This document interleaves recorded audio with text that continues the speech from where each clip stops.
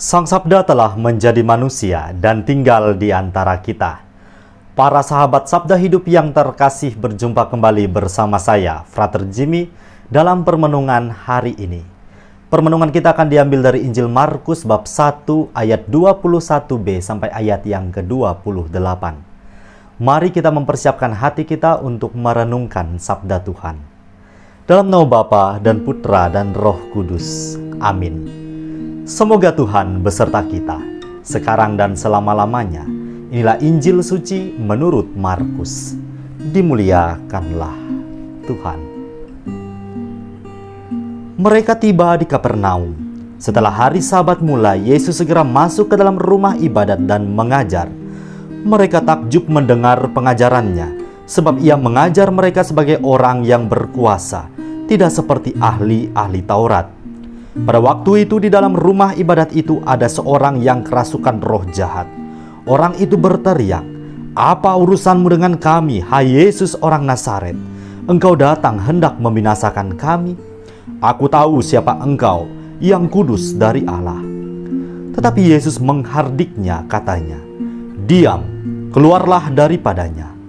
Roh jahat itu menggoncang-goncang orang itu dan sambil menjerit dengan suara nyaring ia keluar daripadanya. Mereka semua takjub sehingga mereka memperbincangkannya. Katanya, "Apa ini suatu ajaran baru? Ia berkata-kata dengan kuasa. Roh-roh jahat pun diperintahnya dan mereka taat kepadanya." Lalu tersebarlah dengan cepat kabar tentang dia ke segala penjuru di seluruh Galilea. Demikianlah sabda Tuhan. Terpujilah Kristus. Para sahabat Sabda Hidup yang terkasih, hari ini kita melihat bersama regalitas Yesus sebagai Putera Allah.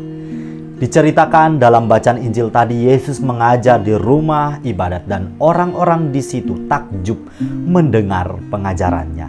Sebab ia mengajar orang-orang di situ sebagai orang yang berkuasa. Bahkan setan-setan pun mengakui kekuasaan Tuhan Yesus.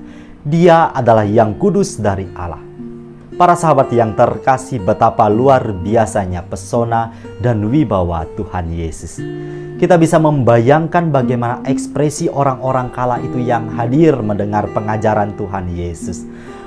Apakah kita sebagai pengikut Kristus juga selalu terpana dan takjub kepadanya?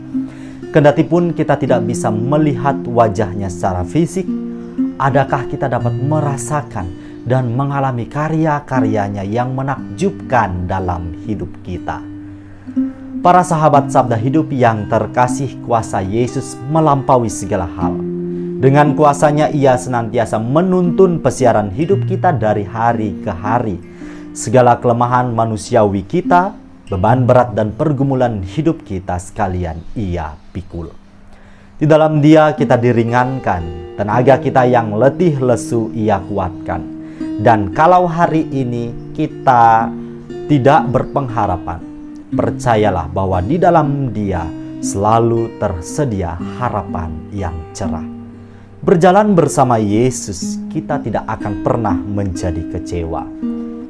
Sebaliknya, para sahabat Sabda Hidup yang terkasih, apabila hidup kita jauh daripadanya, membuat kita tidak bisa menentukan arah, tenaga kita menjadi lelah dan hidup kita menjadi goyah.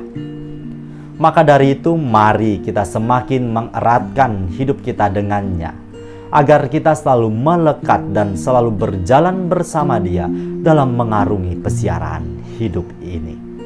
Semoga para sahabat yang terkasih, kita sekalian dimampukan untuk mewujudkannya dalam terang iman akan Kristus Tuhan. Selamat beraktivitas, salam sehat untuk kita semua. Semoga Allah yang Maha Kuasa memberkati kita, melindungi kita terhadap dosa, dan menghantar kita ke hidup yang kekal. Amin. Dalam nama Bapa dan Putra dan Roh Kudus. Amin.